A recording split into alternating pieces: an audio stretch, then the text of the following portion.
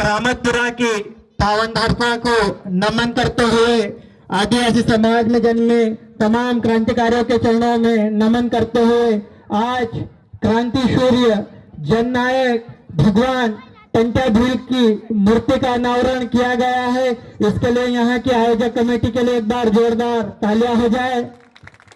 टंट्या भील का गाता लगाना मतलब टंट्या भील के विचारों को पुनः जीवित करना।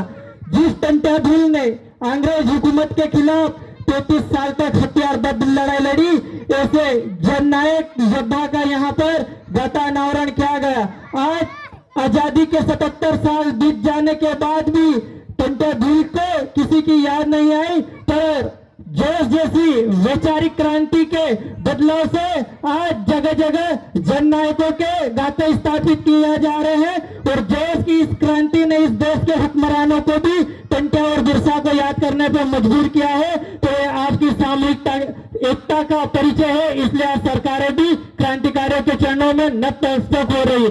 आप सभी के सामाजिक एकीकरण से जब जो बिरसा मुंडा को याद नहीं किया जा रहा था, लेकिन आज सरकार भी उन्हें याद कर रही है, तो आपकी कहीं ना कहीं वैचारिक शक्ति की ताकत है। आने वाले समय में टंट्या भील को भी याद करेंगे, इसलिए सामाजिक एकता की आवश्यकता है। आए दिन समाज के साथ शोषण अत्याचार हो रहा है, जब कोई लोग खड़े नहीं होते, केवल समाज के लोग खड़े होते, इसलिए सामाजिक एकीकरण की आवश्यकता है। और जिस समाज का सामाजिक एकीकरण होता है, उसी समाज का राजनीतिक एकीकरण होता है।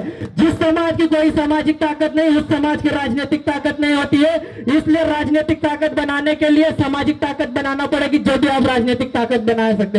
आप लोग देख रहे होंगे कि आए दिन आदिवासी समाज का शोषण अत्याचार किया जा रहा, उन्हें जल जंगल जमीन से हटाया जा रहा है। हम कहते हैं कि आदिवासी इस देश का मालिक है, पर इस देश के मूल मालिकों को ही उनकी जल जंगल जमीन से अलग करने का षड्यंत्र किया जा रहा है। कभी टाइगर रिजर्व के नाम पे अलग किया, उनको जमीन से बेदखल किया जाता है, कभी सेंचुरी अभ्यारण्य के नाम पर उन्हें अपनी जमीन से अलग किया जा रहा है। इसलिए आप सभी लोगों को सामाजिक एकता के साथ जल जंगल जमीन की रक्षा करना पड़ेगी और अपने जिस तरह से टंट्या भील ने अंग्रेजों के खिलाफ लड़ाई लड़ी, उसी तरह आप लोगों को भी इन तथाकथित व्यक्तियों से लड़ना पड़ेगा।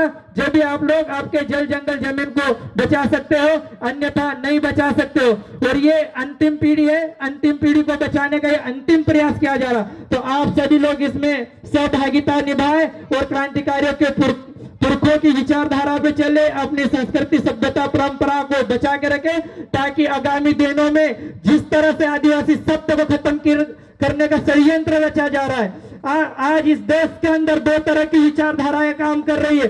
जो आदिवासी की मूल संस्कृति मूल सत्य को खत्म किया जा रहा है, जो लोग आपकी मूल पहचान आदिवासी सत्य को खत्म कर कोई जनजाति कहता, कोई वनवासी कहता, तो हमारी पहचान ना ही जनजाति से है ना वनवासी से है, हमारी पहचान आदिवासी से है। इसलिए आदिवासी सत्य को बचाने का काम आप और हम सबको मिलकर करना होगा, तभी हम हमारे स्वाभिमान और अस्तित्व को बचा सकते हैं। तो आप सभी को पुनः बिरसा मुंडा जयंती की बधाई, शुभकामनाएं। जोहार, जिंदाबाद। लड़ेंगे लड़ेंगे, जोहार, जिंदाबाद।